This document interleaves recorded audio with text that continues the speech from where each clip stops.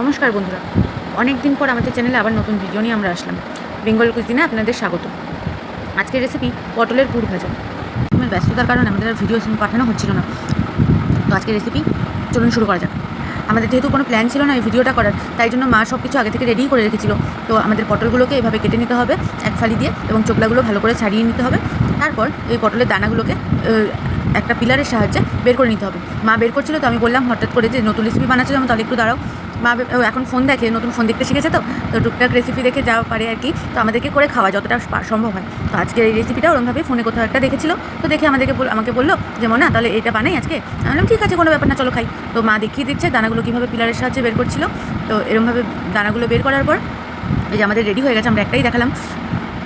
এখানে পুরের জন্য আলুগুলোকে সিদ্ধ করে নিয়েছে এইভাবে কেটে। গরম থাকলে আরও সফট হতো আর কি স্ম্যাশ করতে, যেহেতু ঠান্ডা হয়ে গেছে তাই একটু চাপ হচ্ছে স্ম্যাশ করা। যাই হোক, এখানে পেঁয়াজ আর টমেটো কুচি কুচি করে কেটে নিয়েছে। ওদিকে গরম তেল বসানো হয়েছে, তার মধ্যে শুকনো লঙ্কা ফোড়নে দিয়েছে। শুকনো লঙ্কাগুলোকে একটু ভেজে তুলে রাখবো।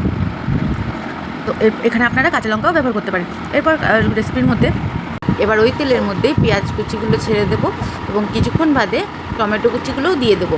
আর ওইদিকে আমরা আলু সিদ্ধ যেটা ছিল সেটাকে স্ম্যাশ করে নেব। স্ম্যাশ করার সময় ওতে পুরের জন্য পর্যাপ্ত পরিমাণ লবণটুকুও দিয়ে দেবো।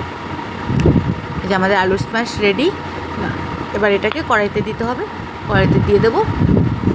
এবং ওদিকে শুকনো লঙ্কাগুলোকে একটুখানি ভেঙে নিয়ে, যা তাহলে ঝালটা একটু ভালো হবে, তাই জন্য একটু ভেঙে নেবো নিয়ে এবার কড়াইতে দিয়ে ভালো করে মিশিয়ে নিতে হবে। এই শুকনো লঙ্কাগুলো দিয়ে দিচ্ছে মা। জানেন তো, এই যে আলু সিদ্ধটা, এটা গরম ভাত আর ঘি দিয়ে খেতে অসাধারণ লাগে। আমার বা আমার বরের কিংবা আমার বাবার খুব পছন্দের একটা খাবার এটা। মানে বলতে পারেন এই শুধু এই আলু সিদ্ধটা দিয়ে আমাদের খাওয়া হয়ে যাবে, আমাদের আর কিচ্ছু প্রয়োজন হয় না, এমন একটা ব্যাপার। আমরা এই আলু সিদ্ধটা এদিকে হয়ে গেছে, এবার এটাকে নামিয়ে নিলাম। এবার এখানে রেডি করব ব্যাটারটা। তো তার জন্য দুটো ডিম ফাটিয়ে নিচ্ছি, বেসন নিয়েছি, কর্নফ্লাওয়ার নিয়েছি। এবার এগুলোকে একটা একটা করে এর মধ্যে দেবো।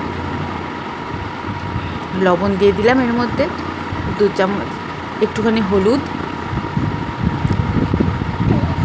পরিমাণ মতো লাল লঙ্কার গুঁড়ো, যেটা ঝাল হয়। আমরা সানরাইজেরটা ব্যবহার করলাম। আসলে প্রস্তুত ছিলাম না বলে না ভিডিওটা সেভাবে গুছিয়ে করে ওঠা হয়নি। আচ্ছা, এখানে জিরার গুঁড়োটা দিয়ে দিলাম। আপনারা চাইলে জিরা ধনে দুটোই ব্যবহার করতে পারেন। এবার এটাকে ভালো করে মিক্স করে নেব, এবং যাতে দানা দানা না থাকে। এবং তারপর এর মধ্যে কর্নফ্লাওয়ার 2 চামচ এবং 2 চামচ বেসন দিয়ে দেবো। এবার বেসনটা দিতে দিতে মা ওদিকে পটলগুলোর মধ্যে একটু লবণ মিশিয়ে রেখে দেবে কিছুক্ষণের জন্য। ওদের যা লবণ হওয়ার এতেই হবে। বেসনটা দিয়ে দিলাম। এবার মা এখানে লবণটা মিক্স করে দিচ্ছে। লবণটা ভালো করে পটলের মধ্যে মাখিয়ে নিতে হবে। মাখানো হয়ে গেলে এবার আমরা ওদিকে কর্নফ্লাওয়ারটা দিয়ে দিলাম, যেটা বাকি ছিল, দিয়ে এবার ভালো করে নাড়াতে হবে। এখানে আর জলের কোনো প্রয়োজন নেই। ডিমের যে ইয়েটা রয়েছে এটার মধ্যেই পুরোটা গুলবে। আমাদের ব্যাটারটা রেডি হয়ে গেছে। ঠিক বেগুনি যেভাবে ভাজে ওইভাবে আমরা পটলের মধ্যে পুরগুলো ভরে নিয়ে ব্যাটারটায় চুবিয়ে চুবিয়ে তারপর কড়াইতে তেলে ছাড়বো। দেখা যাক কীভাবে পুরগুলো ভরা যায়।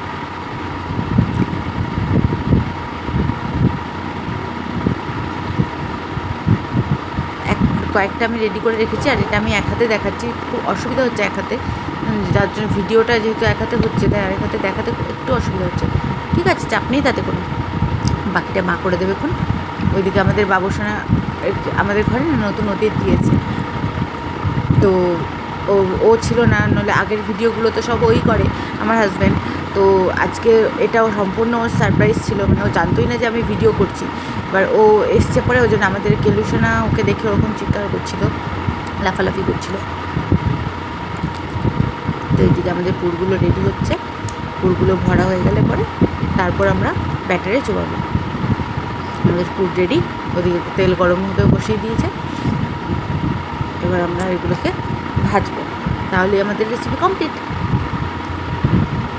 এভাবে নিয়ে যাতে পুরগুলো খুলে না যায়, তাই আলতো আলতোভাবে এরকমভাবে বেসনটা মাখিয়ে নিয়ে ভাজতে হবে।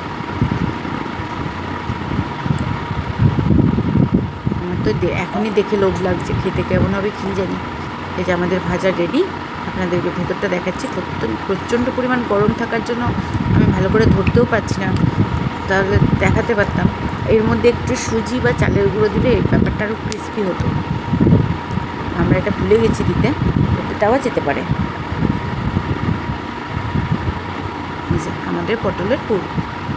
এবার এটা আপনারা গরম চায়ের সাথেও খেতে পারেন কিংবা গরম ভাতেও খেতে পারেন। তো আজকের মতো টাটা।